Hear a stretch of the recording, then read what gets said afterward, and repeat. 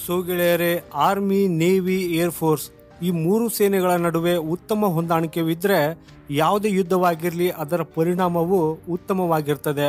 ಯಾರ ಗೆಲುವು ಆಗ್ತದೆ ಅನ್ನೋದ್ರಲ್ಲಿ ಯಾವುದೇ ಸಂದೇಹವೇ ಇಲ್ಲ. ಈ ಮೂರು ಸೈನ್ಯಗಳ ನಡುವಿನ ಅತ್ಯುತ್ತಮ ಹೊಂದಾಣಿಕೆಯ ಪರಿಣಾಮವೇ ಇವತ್ತಿಗೆ ಭಾರತೀಯ ಸೇನೆ ಇಡೀ ವಿಶ್ವದ ಬಲಿಷ್ಠ ಸೇನೆಗಳಲ್ಲಿ ಒಂದೆಂದು ಪರಿಗಣಿಸಲ್ಪಟ್ಟಿದೆ. ಸೈನ್ಯದಲ್ಲಿ ಯಶಸ್ಸು ಮತ್ತು ಶೌರ್ಯದ ಕಥೆಗಳು ಸಂಯೋಗ ಮತ್ತು ಸಹಕಾರದ ಹೊಂದಾಣಿಕೆಯಿಂದ ಮಾತ್ರ ನಿರ್ಮಾಣವಾಗ್ತದೆ. ಈಗ ಮತ್ತೊಮ್ಮೆ ಭಾರತೀಯ ಸೇನೆಯು ಹಿಂದೆಂದು ನೋಡಿರದ ಪಾಲುದಾರಿಕೆಗೆ ಮತ್ತೊಂದು ಸಂಯೋಗದೊಂದಿಗೆ ಹೊಸ ಕಥೆಯನ್ನು ಬರೆಯಲು ಹೊರಟಿದೆ. ಇವತ್ತಿನವರೆಗೂ ಈ ಕ್ಷಣವನ್ನ ನಮ್ಮ ದೇಶದ ಯಾವೊಬ್ಬ ನಾಗರಿಕರು ನೋಡಿಲ್ಲ. ಅವರಿಗಾಗಿ ಇದು ಬಹಳ ವಿಶೇಷವಾಗಲಿದೆ. ಯಾಕಂದ್ರೆ ಸೆಪ್ಟೆಂಬರ್ 30ರ ನಂತರ ಭಾರತದ ಎಲ್ಲ ಮೂರು ಸೇನೆಗಳ ಕಮಾಂಡು ಮೂವರು ಆತ್ಮೀಯ ಸ್ನೇಹಿತರ ಕೈಯಲ್ಲಿರ್ತದೆ. ಹಾಗೂ ಮೂರು ಸೇನೆಗಳ ಹಿಡಿತ ಈ ಮೂವರು ಆತ್ಮೀಯ ಗೆಳೆಯರ ಕೈಯಲ್ಲಿರೋದು ಇದು ದೇಶದಲ್ಲಿ ಮೊದಲ ಬಾರಿಗೆ ಆಗೋದಕ್ಕೆ ಹೋಗಲಿದೆ. ನಿಮ್ಮ ಮಾಹಿತಿಗಾಗಿ ಹೇಳೋದಾದರೆ, ಏರ್ ಮಾರ್ಷಲ್ ಅಮರ್ಪ್ರೀತ್ ಸಿಂಗ್ ಅವರು ಇದೇ ಸೆಪ್ಟೆಂಬರ್ 30ರಿಂದ ವಾಯುಪಡೆಯ ಮುಖ್ಯಸ್ಥರಾಗಿ ಅಧಿಕಾರ ವಹಿಸಿಕೊಳ್ಳಲಿದ್ದಾರೆ.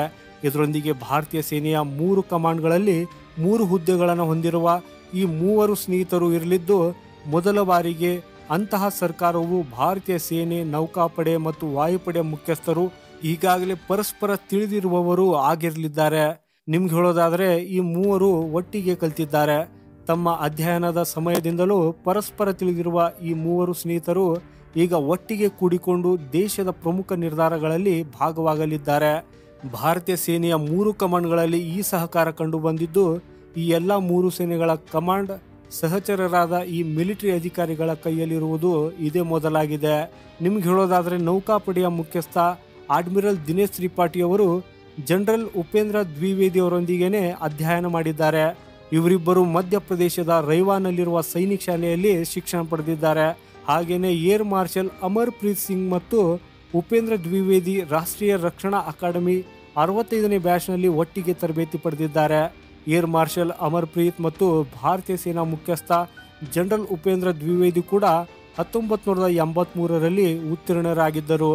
ರಿಪೋರ್ಟ್ಸ್ಗಳನ್ನು ನಂಬುವುದಾದರೆ ಡಿಫೆನ್ಸ್ ಅಕಾಡೆಮಿಯಲ್ಲಿನ ಅವರ ಸಂಬಂಧದಿಂದಾಗಿ ಇವರಿಬ್ಬರು ಬಹಳ ಉತ್ತಮ ಸ್ನೇಹಿತರಾಗಿದ್ದರು.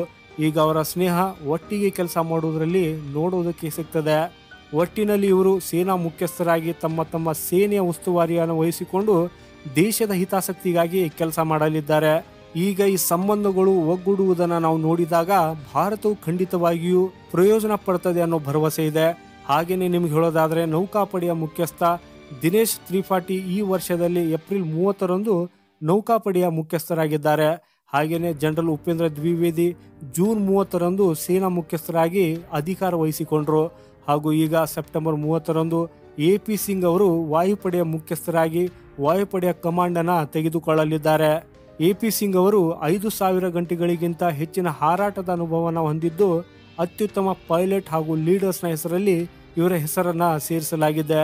ಇವರು ಬಹಳಷ್ಟು ಪ್ರಮಾಣದಲ್ಲಿ ಫೈಟರ್ ಜೆಟ್ಗಳನ್ನು ಹಾರಿಸಿರುವುದರಿಂದ ಅವರನ್ನ ಇದಕ್ಕೆ ಅರ್ಹರಾಗಿ ಮಾಡ್ತದೆ.